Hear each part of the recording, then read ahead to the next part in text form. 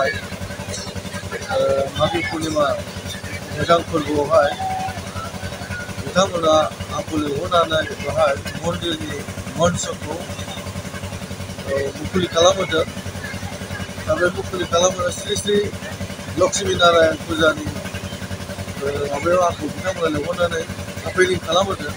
आं जोबोद गोजोननाय मोन्दों बिथांमोना जे आं सासे साधारन मानसिखौ लिंहरनानै एथ' मोजां मन्चआव आंनो जायगा होदों बा बिथांमोना आंखौ मोजां आदरनि माबायै सनमान खालामदों। गतिके आं नैबे चन्द्रपारा ओनसोलनि रायजो गोबां रायजो राजाफोरखौ बिथांमोनखौ आं धन्यबाद गोसोनि गोरबोनिफ्राय आङो माबा जासिहरग्रोबाय।